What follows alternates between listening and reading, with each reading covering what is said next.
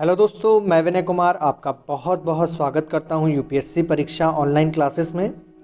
दोस्तों, आज मैं आपको पढ़ाने वाला हूं त्वचा ग्रंथियों के बारे में। और इससे पहले मैंने अपने चैनल पे त्वचा के बारे में वीडियो पूरा अपलोड कर दिया है, और जो लोग नहीं देख पाए हैं वो जाके उस वीडियो को देख सकते हैं। और आज हम यहाँ पर बात करने वाले हैं त्वचा में पाई जाने वाली ग्रंथियों की। दोस्तों, मैंने आपको बताया था, देखिए मानव शरीर में सबसे बड़ा जो अंग होता है वो कौन सा होता था? त्वचा होता था। और इसी प्रकार से त्वचा जो होता है वो पूरे शरीर को क्या होता है, ढके रहता है। जिसके कारण देखिए त्वचा कहाँ से होती है, सर से लेकर पैर तक के आपके ऐसी कोई सी जगह नहीं है जहाँ पर क्या ना पाई जाती हो, त्वचा नहीं पाई जाती हो। इसी प्रकार से इसी त्वचा में जो ग्रंथियाँ पाई जाती हैं इनकी संख्या भी काफ़ी ज़्यादा होती है। तो यहाँ पर देखिए क्या हो रहा है, अगर मैं बात करूँ त्वचा ग्रंथियों का निर्माण की, तो देखिए ये क्या होता है, हमें जो अधिचर्म वाला हिस्सा होता था इसके अंकुरण में बनती हैं। अधिचर्म का अंकुरण वाले हिस्से में क्या होता है, इन त्वचीय ग्रंथियों का निर्माण होता है। दोस्तों, ये कई प्रकार की होती हैं, ठीक है, जैसे कि श्वेत ग्रंथियाँ, तेल या सेबेसियस ग्रंथियाँ, स्तन ग्रंथियाँ, सेरोमिनस ग्रंथियाँ, आश्रु या लैक्राइमल ग्रंथि, मोबियन ग्रंथि और मूलाधार ग्रंथि। तो इस इतने प्रकार की ये ग्रंथियाँ होती हैं। दोस्तों, आज हम यहाँ पर एक एक करके सभी प्रकार की जितनी भी ग्रंथियाँ हैं इन सभी को बहुत ही डिटेल में पढ़ने वाले हैं। तो चलिए शुरू करते हैं अपने पहले ग्रंथि से। और पहली जो हमारी ग्रंथि है, यहाँ पर हम बात करने वाले हैं श्वेत ग्रंथि की। तो देखिए श्वेत ग्रंथि की अगर मैं बात करूँ, ठीक है, श्वेत ग्रंथि की अगर मैं बात करूँ तो देखिए श्वेत ग्रंथि किस काम में आती है। देखिए श्वेत का मतलब क्या होता है, पसीना होता है। क्या होता है? पसीना। और जहाँ से देखिए आपने देखा होगा पसीना निकलता है, तो पसीना जिस जगह से निकलता है वहाँ पर क्या होता है, नॉर्मली बाल पाए जाते हैं। ठीक है, तो इन बालों को हम बोलते हैं रोम। ठीक है, क्या बोलते हैं? रोम बोलते हैं। और पसीने का श्रवण करने का काम करती हैं ये ग्रंथियाँ। पसीना जहाँ से निकलता है, ठीक है, त्वचा में पाई जाती है, तो पसीने को निकालती हैं। और मानव शरीर का जो तापमान होता है इसका भी नियमन करती हैं। मानव शरीर के तापमान का भी क्या करती हैं, नियमन करती हैं। मानव शरीर का टेम्परेचर कितना रहना चाहिए इसको ये क्या करती हैं, कंट्रोल करती हैं। तो श्वेत ग्रंथि की हमारी खासियत थी। और आगे हम अगर बात करें तो इसी से एक मिलती जुलती ग्रंथि और होती है जिसको हम बोलते हैं सेबेसियस ग्रंथि। सेबेसियस ग्रंथियां दोस्तों यह रोम पुटिका में खुलती हैं। रोम पुटिका, ठीक है, जहाँ से मैंने बताया था आपकी त्वचा पे जो बाल होते हैं छोटे छोटे, ठीक है, इसी को जैसे निचला वाला जो हिस्सा होता है ये रोम पुटिका होता है। यहाँ से बाल निकलते हैं छोटे छोटे जो बिल्कुल रोमटे जैसे होते हैं। ठीक है, तो क्या होता है, ये रोम पुटिका होती है और यहीं पर क्या खुलती हैं, ये सेबेसियस ग्रंथियाँ खुलती हैं। इन सेबेसियस ग्रंथियों से एक सीबम नाम का पदार्थ निकलता है। क्या निकलता है? सीबम। याद रखिएगा क्या निकलता है, सीबम। ठीक है, सीबम निकलता है। और इस सीबम का काम क्या होता है, बाल जो होते हैं और त्वचा होती है इसको चिकना बनाना। ठीक है, तो आपने देखा होगा बाल कैसे होते हैं, चिकने होते हैं। और त्वचा भी हमारी हर वक्त कैसी रहती है, नॉर्मली चिकनी रहती है। इस चिकनी त्वचा को बनाने का मतलब जिम्मा किसके पास है, सीबम के पास है। तो याद रखिए जो सीबम होता है ये कहाँ से निकलता है, तो सेबेसियस ग्रंथियों से निकलता है। और जितना सीबम ये निकलेगा उतनी ही त्वचा क्या होती है, चिकनी होती है। तो इस तरीके से आप इसको क्या कर सकते हैं, याद कर सकते हैं। तेल या सेबेसियस ग्रंथि क्या करती हैं, त्वचा को चिकना करने का काम करती हैं।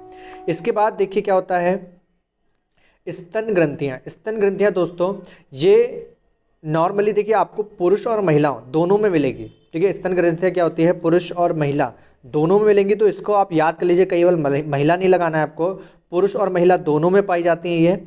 अब यहाँ पर देखिए बात करें, देखिए पाई तो ये पुरुष और महिला दोनों में जाती है, पर विकसित केवल ये किस में होती हैं, स्त्रियों में होती हैं। विकसित कब होती हैं, केवल स्त्रियों में होती हैं। और वो भी जब मतलब स्त्रियां बालिग हो जाती हैं, लड़कियां जब बालिग हो जाती हैं तब ये क्या होती हैं, विकसित होना शुरू होती हैं। नवजात जो होते हैं, ठीक है, जैसे नवजात बच्चे होते हैं उनका पोषण का काम करने में ये सहायक होती हैं। और श्वेत ग्रंथियों का ही एक रूप होती हैं।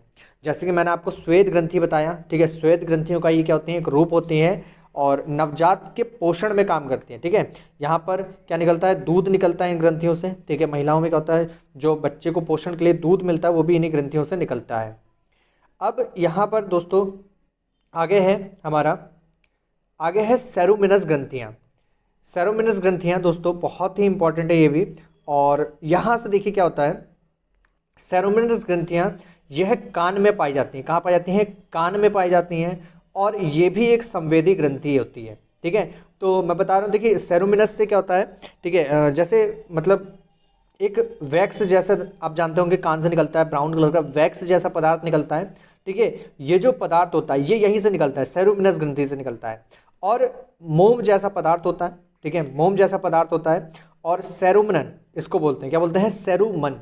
तो याद रखिए सेरुमन बोल लीजिए, या कान में से जो वैक्स निकलता है ऐसे करके आप बोल सकते हैं।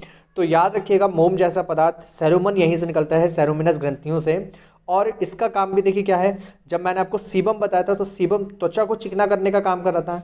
यहाँ पर आगे सेरुमन, सेरुमन क्या कर रहा है, कान के अंदर वाले भाग को नरम और चिकना बनाए रखता है। ठीक है, तो चिकना बनाने का काम है इसका, और नर्म इसको बनाने का काम होता है सेरुमन का। तो ये आपका यहाँ पर सिंपल सा क्वेश्चन है जो आपसे एग्जाम में पूछेगा। दोस्तों अब यहाँ पर हम बात करने वाले हैं आश्रु या लैक्राइमल ग्रंथि की। आश्रु या लैक्राइमल ग्रंथि की दोस्तों अगर मैं बात करूँ तो देखिए आश्रु, ठीक है, आश्रु जहाँ से आंसू निकलते हैं और इसको हम बोलते हैं लैक्राइमल। ठीक है, तो देखिए आंसुओं से एक एंजाइम निकलता है जिसका नाम है लैक्राइमल एंजाइम। इस एंजाइम की खासियत दोस्तों ये होती है कि जब भी आंख में कोई भी मतलब जो बैक्टीरिया या वायरस जाता है तो ये उसको वहीं मार देता है। जैसे कि आपने कभी कभार देखा होगा छोटा सा कीड़ा जब आंख में पड़ जाता है तो वो तुरंत मर जाता है।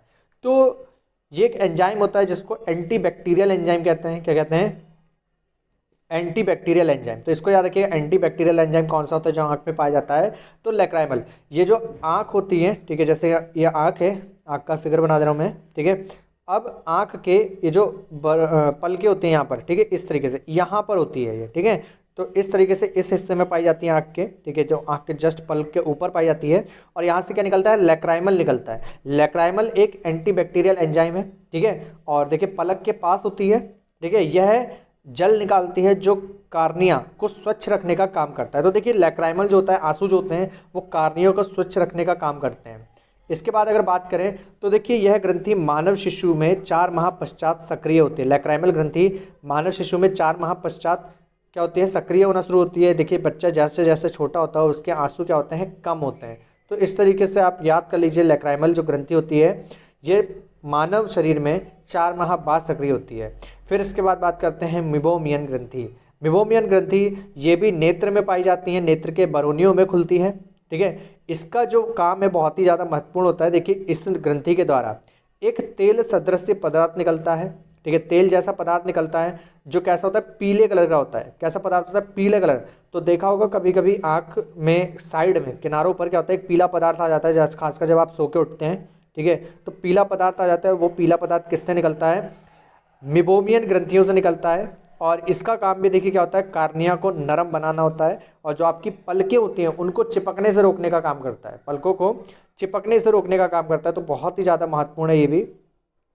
इसके बाद आता है हमारा मूलाधार ग्रंथि। मूलाधार ग्रंथि दोस्तों क्या होती हैं, इन ग्रंथियों की सहायता से, ठीक है, क्या होता है, यह जननांगों, ठीक है, जो भी हमारे जननांग होते हैं और गुदा होते हैं इसमें पाई जाती है। और यहाँ से क्या होता है, गंध युक्त तरल पदार्थ निकलता है। क्या निकलता है, गंध युक्त तरल पदार्थ निकलता है। और यह तरल पदार्थ लैंगिक आकर्षण के लिए सहायक होता है। ठीक है, जैसे एक फेरोमोनस होता है, इसी प्रकार से ये तरल पदार्थ क्या करता है, लैंगिक आकर्षण में सहायक होता है। और ये हमारे थे इंपॉर्टेंट बातें जो मैंने आपको त्वचा में पाई जाने वाली ग्रंथियों के बारे में बताई। बाकी इसके अतिरिक्त जो भी ग्रंथियाँ पाई जाती हैं वो दोस्तों कहाँ पाई जाती हैं, मानव शरीर के अंदर पाई जाती हैं। तो हमारे पास यहाँ पर आज देखिए 7 मैंने ग्रंथियाँ पढ़ाई आपको, और 7 ग्रंथि कहाँ पाई जाती हैं, मानव त्वचा में पाई जाती हैं। ये त्वचा के ऊपरी भाग में पाई जाती हैं। ठीक है, शरीर के अंदर ज़्यादा नहीं होती हैं, और इनका काम देखिए कहीं ना कहीं शरीर के बाहरी अंगों को सुरक्षा प्रदान करना है। ठीक है, तो सिंपल सा यहाँ पर आपका कॉन्सेप्ट बन गया है। इसको पढ़िएगा और हमें कमेंट करके बताइएगा कि आपको वीडियो कैसा लगा है।